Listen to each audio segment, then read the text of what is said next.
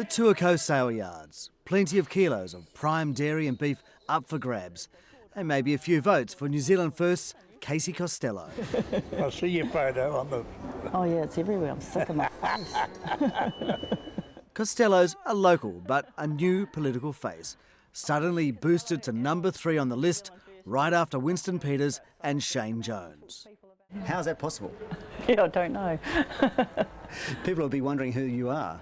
I suppose I've been on the periphery of a lot of different issues, you know, with Taxpayers Union, Hobson's Pledge, those sort of things. So I've kind of been in the lobbying environment, I suppose, behind the scenes. Yeah, I'll be around. Now she is front and centre and straight into Parliament. So why is she standing for Port Waikato? It's really simple. This is my town, you know, and I just think I just want to make sure that people know that I'm here, that I'm part of this community, that I really want to see things getting moving. Are you surprised that she is running here?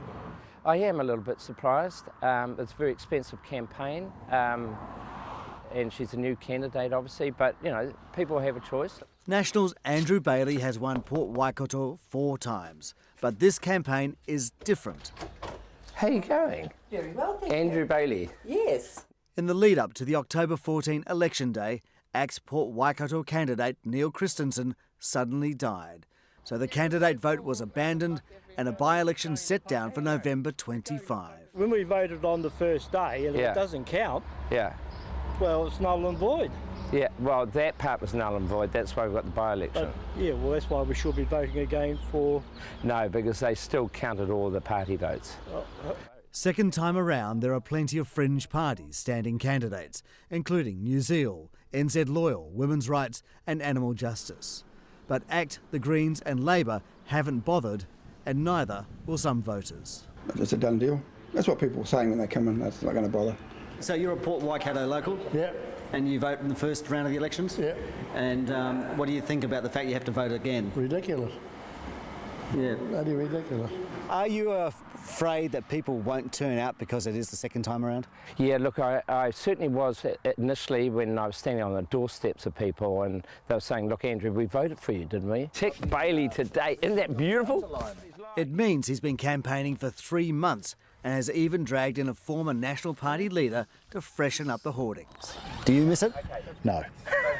You don't want to be out doing the hoardings again? No, I do not. It's a totally different feeling when you're just turning up helping with a few screws and a board, but no, not at all.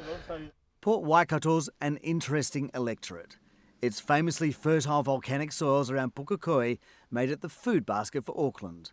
But expansion of the super city means it's become the rural-urban divide. Population growth here has been outstripping the New Zealand average, getting up to about 3% a year. And it's also the second richest electorate when you measure family incomes between $100,000 and $150,000 a year. This all goes to show 3 o'clock Pukekohe Main Street, it's hard to get a park. That doesn't mean cost of living isn't an issue. People aren't spending at the moment. No, they're not spending. Like that, we actually have a lot of people drive up outside and don't come in, they'll have a look and drive away again, but that never used to happen. But Port Waikato is a diverse electorate full of local issues. I never talk about Pukekohe issues if I'm down in Maramarua, for instance. Right, so they don't care about the housing No. being built in Pukekohe and Pokeno and things No, like that? not at all. No. It is local, local, local. Casey Costello grew up in Pokeno, worked in the South Auckland Police. She also whakapapas to 2 chiefs who signed Te Tiriti o Waitangi. So it's her work as a spokesperson for Hobson's Pledge that has sparked some controversy, an organisation that lobbies against race-based policy and for equality, but not equity. Does equality actually mean equity in terms of service delivery and people's rights? I think that's where I get a bit confused, because you talk about equity of outcome. Equity of outcome has so many variables. I mean, equity of outcome relies on your individual capability. Equity of outcome relies on your drive, your determination, what you're interested in.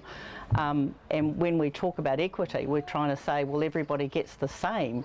Well, that's just not, that's utopia. That doesn't exist. So I just think we've got to shift away from the equity idea and accept that we're all individuals, that we all have different outcomes. That's the nature of a society. But what we have to do is make sure we are supporting and representing the most vulnerable and most in need, and ensuring that the essentials are being delivered where they need to be delivered. Be it issues of equality or roading, Casey Costello's campaign faces a mammoth task. She might be a rising star, she might steal some votes, but Port Waikato has always been a national stronghold.